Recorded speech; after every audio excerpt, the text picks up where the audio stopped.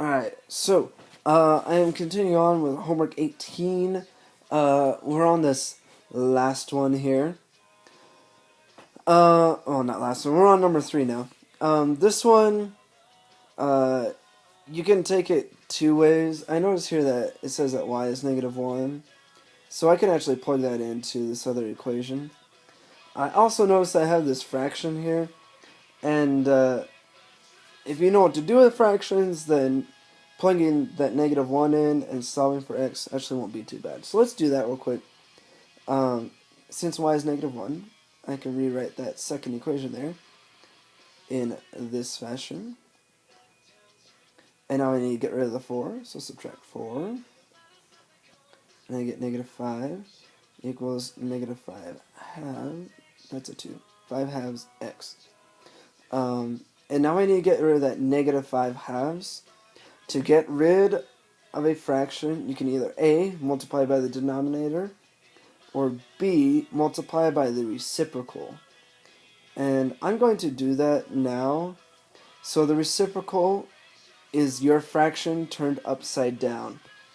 So I'm going to multiply both sides by -2/5. We had -5/2. You multiply by -2/5, it gets rid of those fractions on the right side. The left side is going to get multiplied by the -2/5. So if you were to write it out, on the left side you have -5 times -2/5 equals x. Okay, when you're multiplying fractions, you multiply it across the top and across the bottom. Yeah, let's just do that. And so here we have -5 times -2 to get +10. On bottom is 5. And 10/5 is 2. Done. We have x, and y is actually already done. It's -1, so we get the point to -1. You could have graphed this one, and it kind of lent itself to that because of this fraction is easy to do with when you're graphing, because this slope of -5 halves have been down 5, right 2 to get another point. But I just want to show you that substitution can work too. And then we're on to the last one. And the last one is actually set up perfectly for elimination because of these -6's. If we were to subtract the equations, the x's would disappear. So let's do that right away. Subtract the entire bottom. I'm going to subtract it from the top. So right to left. 6 minus -12 is the same thing as 6 plus 12. So that's going to be 18.